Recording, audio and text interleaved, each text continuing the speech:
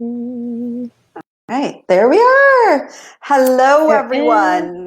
Yes, we're in. Hi, everyone. How are you? I know I just left you 15 minutes ago in another live session, but I'm so thrilled to bring this one. This is one of my favorite things to do in this group, in the favorite Facebook group, to bring the distinguished speaker to our distinguished speaker series to you each week, week over week. For those of you that are joining us new, my name is Asma Wasti. I'm the owner, founder of Accelerate Global, where we teach and coach the coaches in how to fill their sales calendar and in their webinars with 100 clients, clients over clients, month over month, and closing them into sales, generating consistent revenue month over month organically without spending a dime on your ads.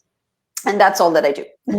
Right. But one of my Amazing. favorite things to do is to bring our distinguished speaker to you and bring their story, their journey up to this point, and their business to you. So our distinguished speaker is always from within our Facebook group, one of the members of our Facebook group that have their amazing journey to tell, the story to tell. I'm a big believer in storytelling and connecting through that, and connecting their business, because that's our life's essence that has brought us to this point. So I'm so happy and thrilled to present to you Gaby Miller. Hi, Gaby. How are you today? Hi, I'm doing pretty good. How are you doing? I'm very well. Thank you so much for joining us from Yeah. Pennsylvania. I'm here from Toronto. So happy to have you. So we only have about 30 minutes to go hmm and a lot of ground to cover. You have an amazing story. As you all know, I do a pre-interview, so we get that information in. hmm And I know you have an amazing journey and a story to tell. So we're going to talk about starting from the beginning. So where were you born and raised? What was your childhood like? Awesome. Well, hello everyone. I'm really excited to be here. I've been looking forward to this talk since we had the initial discussion. So yeah, my name is Gaby, and as Asma said, I was born and raised in Pennsylvania. Actually, I live in a little small town called Greensburg. It's about 45 minutes, an hour away from Pittsburgh, if anyone is familiar with Pittsburgh. Mm-hmm. Um, so yeah, I was born and raised here, and I have lived with my mom my whole life, but my parents actually got a divorce when I was about 2 years old. So my dad has been in my life for the duration of that, but it was I was always just living at my mom's and kind of bouncing back and forth between them. But yeah, that's kind of how it started. And um, You have the siblings?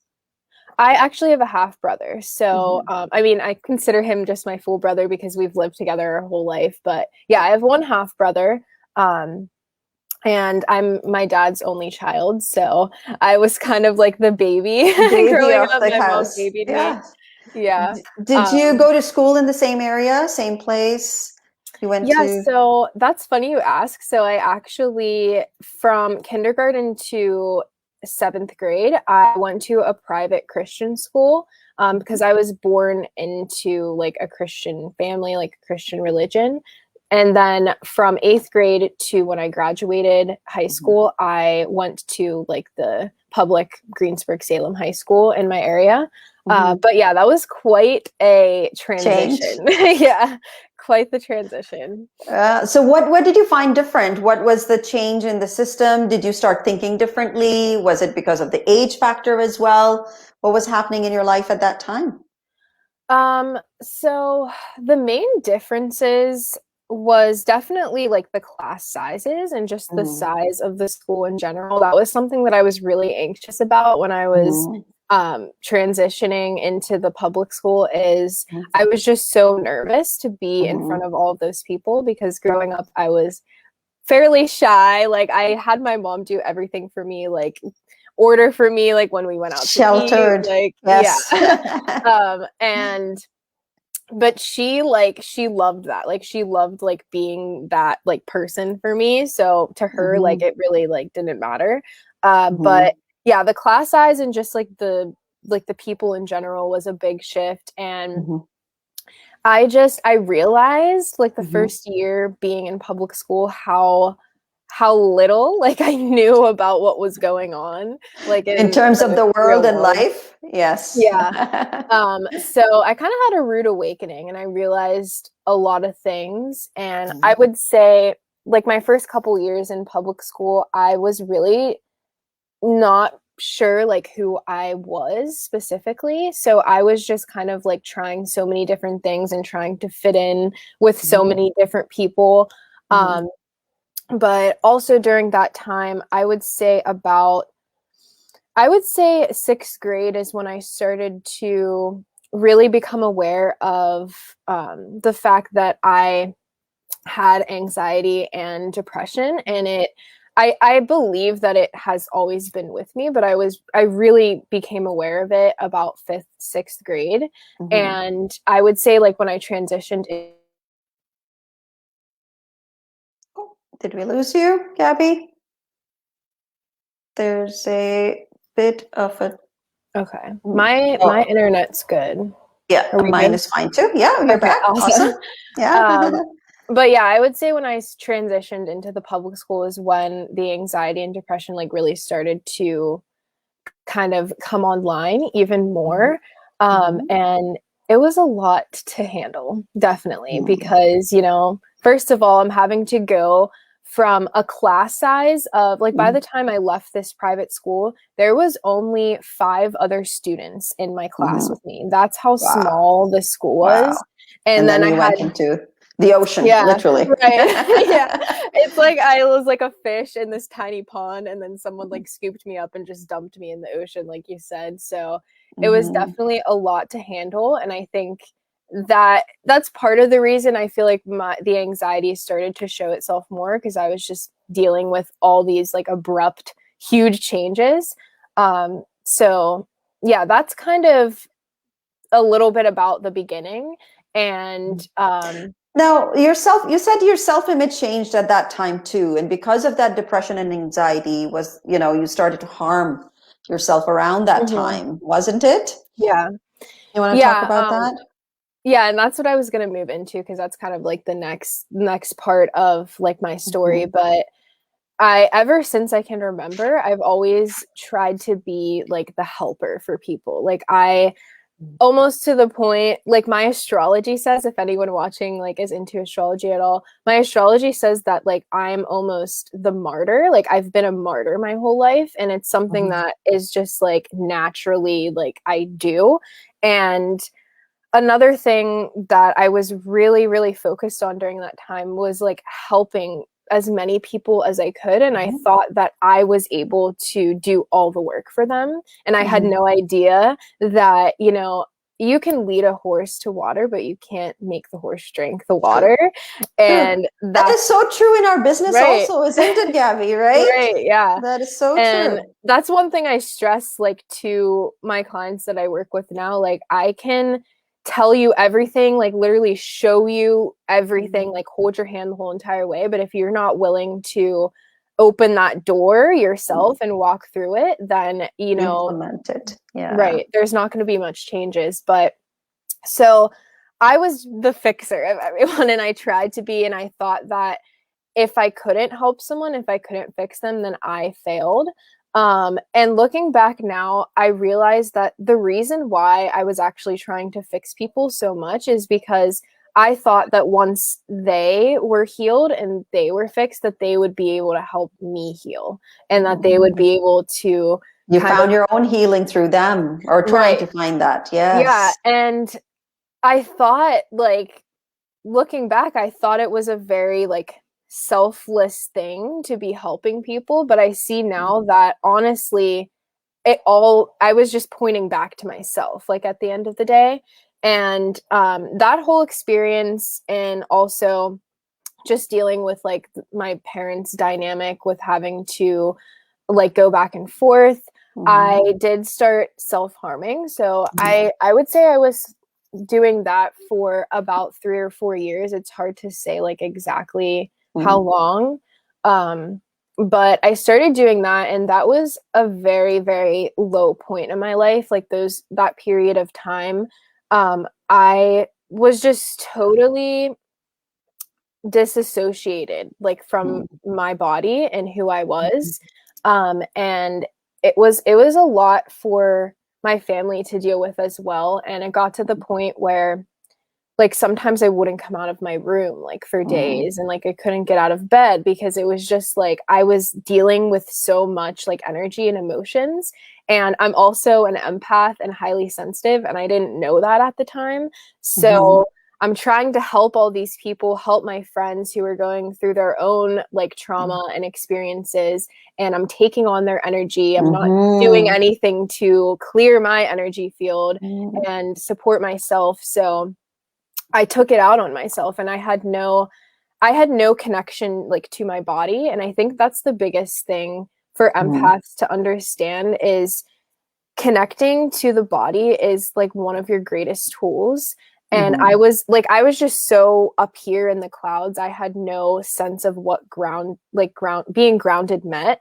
Mhm. So it was really like this disconnection between my body and myself that I think was So the many start of people it will all. connect with you, Gabby. We have so many people, so many members in our group, and as it streams other places too, Mhm. they will connect with you and your story on that, because that's a very that is something that has happened to other people also, and sometimes there's not awareness. What you're doing is putting it into words, right, Mhm. to bring that awareness to them. So thank you so much, and remarkable for you to what you're telling us about what happened to where you are Yeah. today. It's amazing. So how did you get out of it? So now you're in really, really at the bottom of the pit, literally, for yourself, as far as your self-image is concerned, Mhm. your anxiety and your depression. How did you get out of it?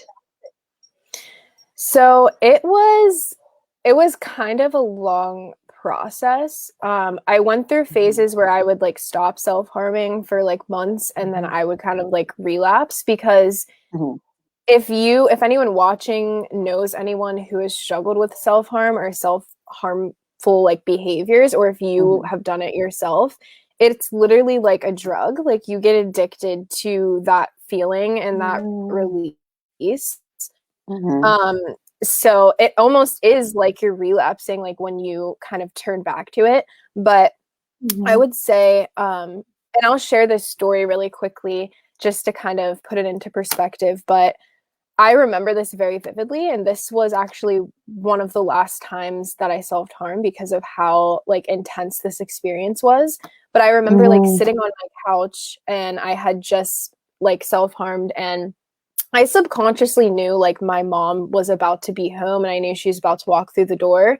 But Mhm. I also kind of just didn't care, and I was just sitting there. And I remember she Mhm. came in, and we just like locked eyes, and she like saw everything like laid out there. And I heard like her heart break. Like I felt it break like in my Mhm. body.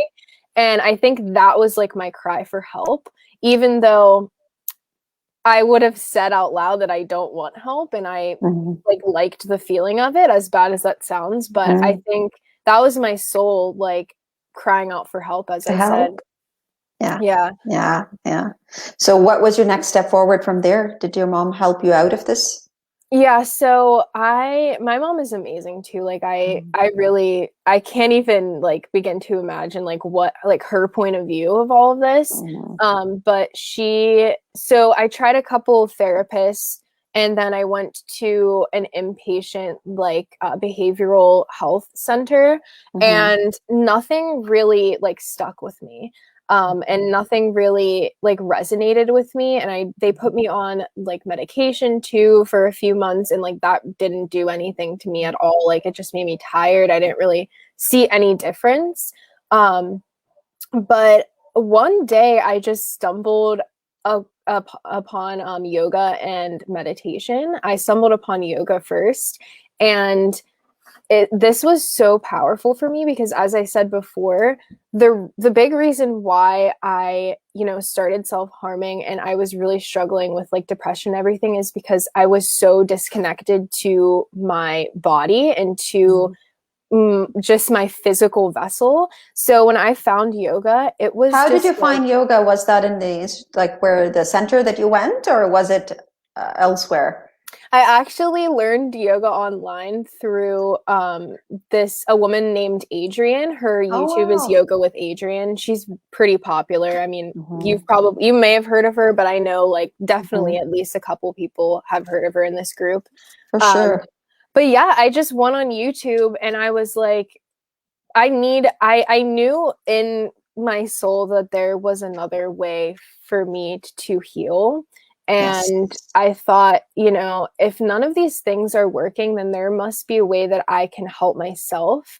And I'm not saying that therapy and medication and treatment Hmm. centers aren't beneficial, because they Hmm. are. Like, if you're in that place and that's what you need, Hmm. by all means do that, because you will be able to have the confidence coming, like going out of that, to heal yourself. But at the end of Hmm. the day, you are always going to be facing yourself, and you're always Hmm. going to have that choice to heal or to harm yourself, whether it be physically, And mentally. you just, yeah, you just nailed it on the head.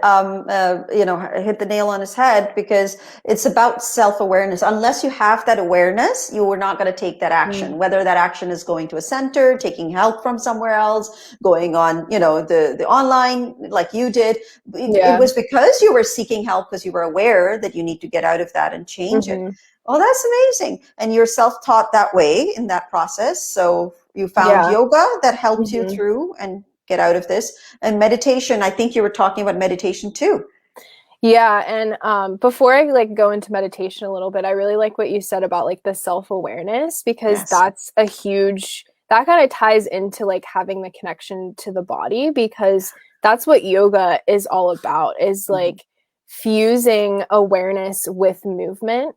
And Mm-hmm. I had never like heard or experienced that concept before. Mm-hmm. So the first time like I got a yoga mat and like did this yoga class online, it was just like I felt like I had entered like a new world. And it was so relieving for me to finally just like acknowledge my body and get out Mm-hmm. of my headspace and Mm-hmm. into the moment. Mm-hmm. And over the years, yeah, like I've just been self-taught, and I do yoga every single day, because it's one of those things, like it's just ingrained like in my being now, to practice like movement medicine. And then yoga led me into meditation, because Wonderful. like sometimes Adrienne, like her channel, she will do like little meditations like at the end, or like Mm-hmm. there's just moments of silence like within yoga. I'm sure like what I'm talking Mm-hmm. about. And I was like, I remember the first time that I actually embodied like what being aware actually means, because Mm-hmm. I started practicing meditation after like I saw it through her videos, and I was researching like how to meditate, like what should I do. And I started with the basic like eyes closed, tuning into your like breath, just being aware of the breath. But the first time that I actually experienced like what awareness was, it was like this breakthrough like in my Wow. meditations, because I finally like saw my thoughts as separate from myself. I can only And dream to reach that point. That's amazing. thank Gabby, you. Yeah. Steph says that she would love to share your story. She has a niece and two granddaughters that self-harm also. So Yeah, that's amazing. That's a definitely. connection. That's amazing. So meditation to that point where you can actually, separate yourself from your thoughts. That's an achievement at a certain level. That comes after a lot of Yeah. practice. Yeah, it was definitely a breaking point for me, because that was another reason like I was so deep in like anxiety and depression. I still struggle with anxiety today, because I mean, everyone talks about like the spiritual journey and Mhm. just like self growth and how like amazing it is. And it is amazing. But sometimes it can actually increase anxiety, because Mhm. especially if you're a highly sensitive person, if Mhm. you are working on yourself and doing all these like self growth activities and whatever, it's going to intensify like your sensitivity, Mhm. Mhm. but in a good way. So Mhm. anxiety is definitely something that I still kind of deal with, Mhm. but I no longer like self harm. I don't like I Wonderful. mean I would say that like sometimes I get into like depressive states, but I wouldn't say that I like struggle with depression anymore. Mhm. Um, but We yeah, all do. We all go through those phases. That's a mhm. a process, right? As you said. Yeah, But it's amazing that you, at such a young age, you were aware, you went and you did something about it. You took action for yourself and were self-aware to that point where you could actually help yourself come out of this. That's amazing. Now, I yeah, know thank you you. also said that you went on to get yourself a certification in health and nutrition. Yeah, so once I kind of was getting into yoga and meditation, I realized that like my soul is here on this planet to heal Mm-hmm. myself and then in turn like help others heal. Mm-hmm. So at this point I was like about to graduate high school. I started getting into all of these spiritual topics and like Mm-hmm. discussions, and I was realizing like I'm not my thoughts, I'm not my emotions, I'm actually like a whole separate like being outside of those things. And I was like, okay, how can I help other people kind of receive this information in a clear way? And also at the time I was really into like using food as medicine and like eating healthy. That was something that resonated with me a lot. So I ended up getting my health coach training certificate Mm-hmm.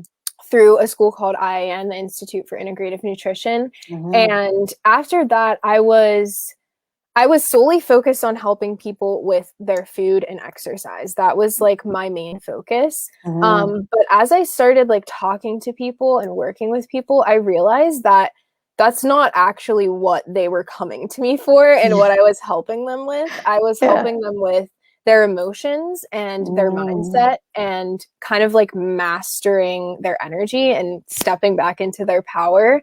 So then I kind of transitioned from there, and I created my former group program called Empath Alignment Accelerator, which is focused on helping empaths like build emotional intelligence and Mm-hmm. step back into their power, as I said. And then yeah, and then I kind of transitioned into one-on-one coaching, and I've worked with a few one-on-one clients, and that was like the biggest thing that they needed support with, was like, Mm-hmm. how do I handle all of this emotions and energy that I'm absorbing all day long? And it's definitely interesting to see like how many what's the word I'm looking for, like how many similar traits that people from like two different sides of the world have, just because Yes. like they are sensitive and they are empaths. And Yes. yeah, it was something that I really just realized that like this is actually what I'm helping people with, and this is actually like what I have like helped myself with in the You past in you the carved past a like niche for yourself automatically just by, by nature, yeah. organically bringing you to that point where you've been helping people in that man. That's amazing. And helping them with their emotional intelligence, especially with sensitive and empaths, as you said, that they absorb other people's energies at the same time. It's hard to Mhm. disassociate themselves from that, right? Like for Right. somebody like you who's helping them, right? But you're also getting their energy, kind of absorbed into you, how Mhm. to work through that. That's fantastic. So, Yeah. did you helping others help yourself? First, stop being self-critical to yourself. Definitely. I found that a lot of times when I was like giving advice to my clients or like giving them their action steps like for the session, it Mm-hmm. was like I was speaking to myself too. Like it was something I was working on in that moment too. Yeah. So it's a beautiful dynamic, like having like working with people one on one, like in this way, because you really honestly heal yourself while you're Yes. facilitating healing for them. And I also, when I first started, also, I was, my like niche was working with people who had anxiety, and it was just Mm-hmm. anxiety. And then I realized that's a very like basic, like broad Very broad term. topic. Yes. Yeah. And then when I started actually, like when I ran like 2 successful rounds of my group program, and then I turned it into like a self-paced online course. And I Mm-hmm. realized that like a lot of these people that do have anxiety and that are coming to me are very, very sensitive, and they identify with being an empath. Mm-hmm. And I mean, and also most empaths have this inclination to help people and to, you know, assist people, whether that be like, you know, just being a teacher or like a physical like trainer. Like it doesn't have, you don't have to be like a health coach or like a Mm-hmm. mentor to help Mm-hmm. people. Like there's so Mm-hmm. many different ways that you can do that. Mm-hmm. um but yeah, that was the biggest thing, is I was finding that like all these empaths were just like being attracted to me, and I was like, okay, well, there must be something in this that I need to like work Yeah, with, and you we know? attract like-minded people automatically. You surround yourself the kind of people, you know, with who have similar traits that you have. So that's right. Yeah. And of course, with the nature of your business that you're talking about. So now, before earlier, you said you had a different business name, but you evolved into something more, right, of a Mhm. niche. So where are you at now with your business, and where you're heading to? So yeah, my business is called Harness Your Power, as everyone can see. And I have definitely, so as I said, I ran 2 successful rounds of my group program. And then I realized that I like the dynamic of working with people one on one more than a group program, like more than a group setting, because I feel like I can really focus on their individual healing, and they can see bigger transformations Mhm. in a shorter amount of time. Not saying that it's like there's a time limit like on your healing or like Mhm. transformations or anything, Mhm. but so then I created a 10-week one-on-one coaching package, which is what I have now. But I recently kind of went through, and I'm still kind of like integrating everything. I Mhm. recently went through like, I would say, another like phase of my healing, and it was a lot of releasing. It was a lot of like looking at my beliefs and seeing like what no longer fits with me. Um, Mhm. so I've been doing a lot of deep healing work, and because of that, like the universe is really telling me that I needed to take a break from coaching people to focus on my own like health and well-being again, So because smart of you to aware to be doing that. Very smart, yeah, very astute. Not thank everybody does you. that. Yeah. Yeah, it was scary. It was Yeah. definitely like, and it still is, there's a lot of unknown, but Mhm. I knew that if I were to push myself to keep coaching people, they would feel that I wasn't actually um, committed and I wasn't all there. Mhm. So I have been taking the past couple of months to kind of really like come back to myself. And I've also been connecting with sound healing for about a year. And Oh, I've tell us been, more about that. yeah, Yes. I'm excited about it. So basically, sound healing is such an incredible like form of, honestly, like alternative medicine in my opinion. And basically sound healing is using your voice or like instruments to promote like well-being, either physically, spiritually, emotionally. And everything is in a state of vibration, like the chair you're sitting on right now, the laptop you're using, or your phone to watch this, like your pets, we are all vibrating, Yeah. therefore we are all emitting a sound or a frequency. Even if you can't hear that, Mhm. it's still happening.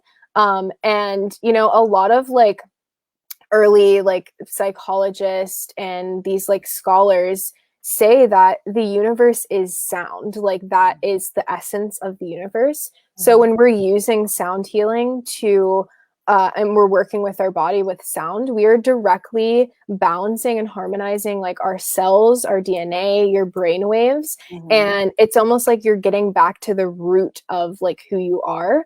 So yeah, I've been recording like sound healings with like professional microphones and uploading them on YouTube. And I Mhm. have a Patreon that I'm getting set up here for the summer. And I've been incorporating it in my sessions as well. And Mhm. people have been Do let giving us me some know. Do amazing. drop that YouTube channel, because on every Friday we Yeah. promote, right? So make sure you drop that YouTube channel there Oh, I so definitely that people will. can direct themselves there. But yeah, no wonder there's a term that says, this person is at a different frequency, and that actually resonates with me, because not, and sometimes there's friction with people and personality because their frequencies don't match. Also, Hmm. it's a little bit Exactly.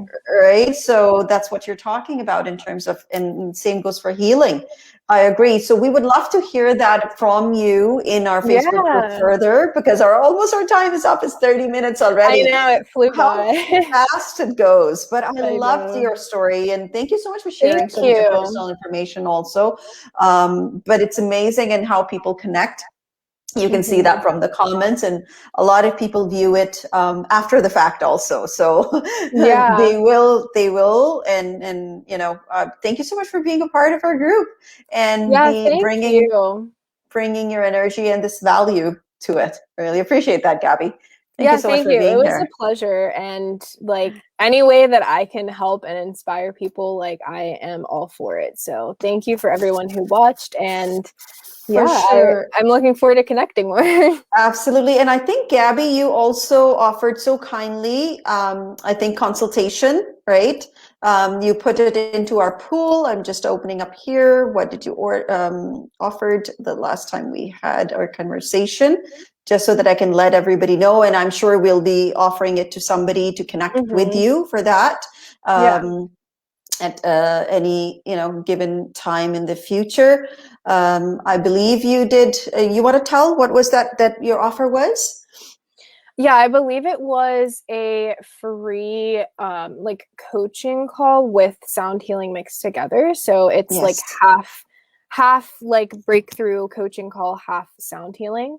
that's Um, wonderful. which I would be so honored to facilitate for someone. So Yeah, that's for yeah. sure. I think it's worth quite a bit of dollar value in that. I think it was Yeah. 250, you said, at USD. So that's amazing. Mhm. Thank you so much for offering that into our pool. Yeah, you're We welcome. appreciate that. And then soon enough, we'll be getting someone to win that, right, as a part of Yay. our offer. So I Yeah. look forward to seeing you and your YouTube channel in there, put in there, and interacting with you further, Gabby. Thank you so much for your time and your story Yeah. today. Thank you. It was All right. awesome. We will talk soon. For sure. Thanks. Take care. Bye You now. too. Bye-bye.